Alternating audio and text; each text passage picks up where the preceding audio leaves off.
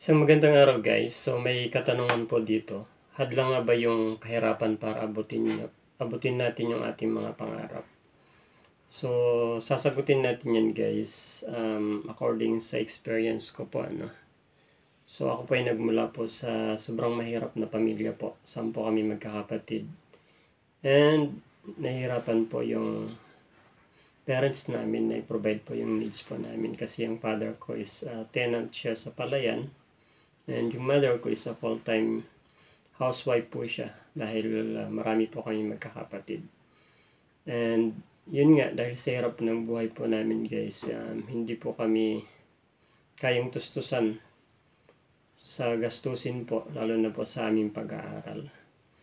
So, yung mga kapatid ko, may mga grade 3, grade 4, grade 5, and I'm happy na natapos ko yung grade 6 ko during that time kasi nagporsige po tayo na mag-absent sometimes para mag-work sa farm para meron tayong i-provide na pang-allowance po sa araw-araw, and kailangan kasi namin mag-donate po ng portion para sa aming pagkain. Ganun po kami kahirap So in short guys, sa kabataan ko, hindi ko naabot po yung pangarap ko.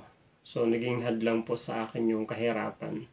Pero hindi po ibig sabihin ay titigil na po tayo doon So along the way po is nakita ko po kung gaano kahirap yung wala kang pinag-aralan hindi ka makapasok ng maayos na trabaho, and then iba yung tingin ng mga tao sa palibot mo dahil doon sa baba ng antas ng pamumuhay na mayroon po So sa paglaki ko guys, hanggang sa nagkaroon na po ako ng asawa, so parang nakalimutan ko na po yung pangarap ko kasi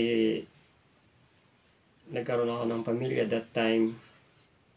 Pero doon ko na realize guys na mas kailangan kong tuparin yung mga pangarap ko nung nagkaroon ako ng mga anak kasi hindi ko pwedeng sabihin sa kanila na kailangan nila pagbutihin ang kanilang pag-aaral, kailangan nilang i-priority yung kanilang pag-aaral kung ako mismo sa sarili ko hindi ko na-obtain yung bagay na yan.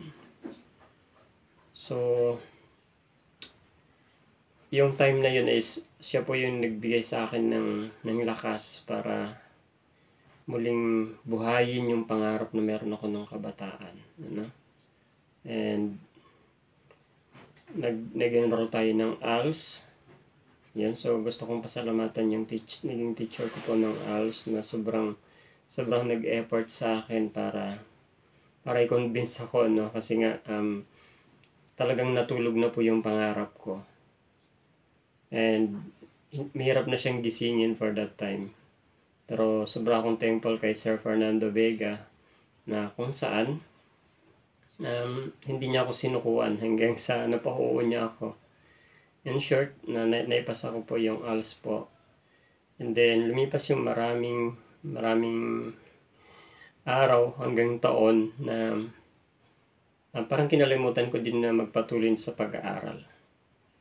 Pero hanggang dumating sa punto na talagang tinatawag po tayo ng pagkakataon na kailangan natin na tapusin yung bagay na yun sa akin nag-udyok siya sa akin is yun, yung pag-i-encourage ko sa mga anak ko na hindi ako nagiging effective as father to encourage them na i-priority yung education na hindi ko pinahalagan sa buhay ko.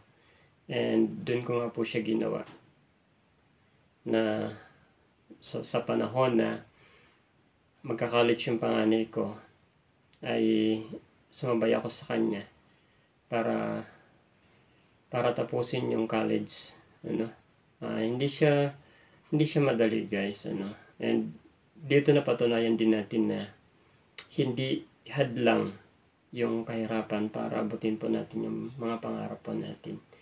Kasi nung nag-college pa ako, I remember so kailangan kong tustusan yung dalawa kong anak sa kanilang pag-aaral. The same time, kailangan kong i-provide yung needs ng family po namin, yung pagkain namin, lahat ng gastusin, ano. And kailangan ko pang mag-aral. So medyo mahirap po siya. Pero ang kagandahan kasi doon guys, kahit sobrang mahirap yung sitwasyon natin, pero nandun yung desire mo, natapusin po yung pangarap mo sa buhay, ay makakaya mo po siya. And lumipas po yung 4 years, sobrang napakabilis lang, nagising kami. Mag-graduate na kami as teacher, ano, with my daughter. So napakasaya ng time na yon, na lalo na sa akin na napatunayan ko siya na hindi hadlang yung kahirapan para tuparin natin yung dream natin sa buhay na makapagtapos ng pag-aaral.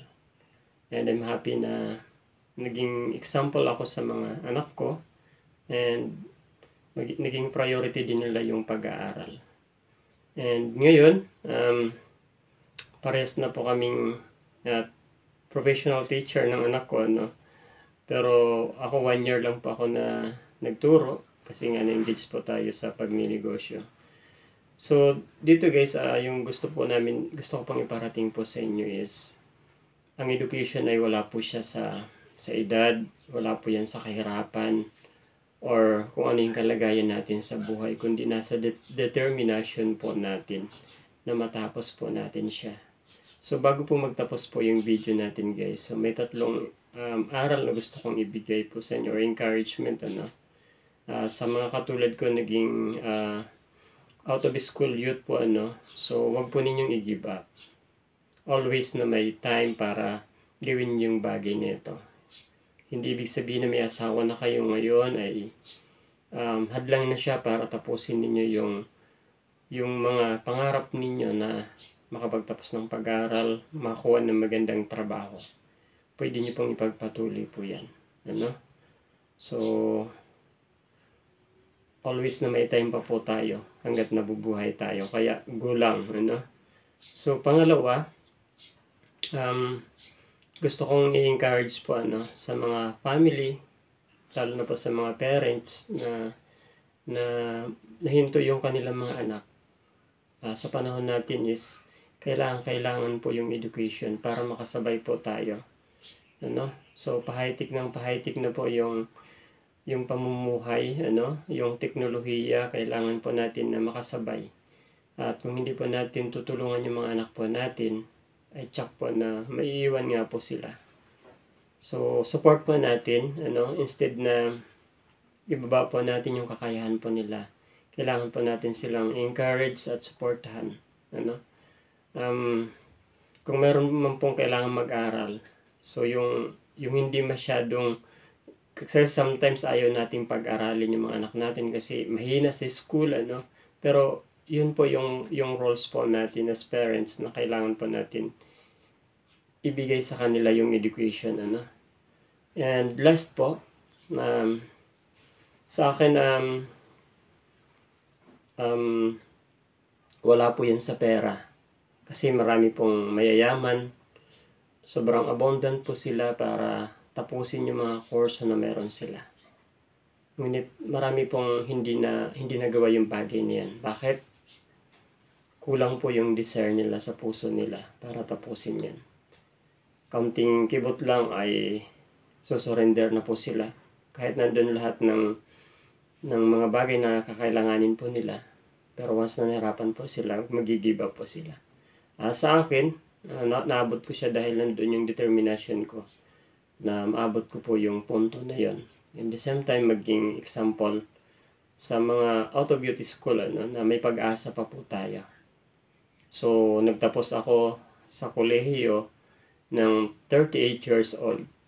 So matanda na, pero wag po natin ikahiya na maging ng education kahit anong edad po natin. Kasi makakatulong po yan sa pamumuhay po natin. Hindi man natin magamit yung kurso na kinuha natin, kasi katulad ko ngayon, nag-iba po yung interest ko sa buhay, ano. Pero yung education na na-obtain ko is nagagamit ko po siya sa lahat po ng aspeto ng buhay ko. Sa mga pagdidesisyon ko, and most especially to serve God. Kaya wala pong At wala pong sayang sa pag-aaral. Wala pong sayang na maraming sabi, ay 4 years course yan pero hindi naman ginamit. Wala pong sayang po doon. Kasi nagagamit po natin siya, guys. So, sana i-priority po natin ang education. Ano man ang kalagayan natin sa buhay. So, yun po. Maraming salamat po. Sana nasagot po natin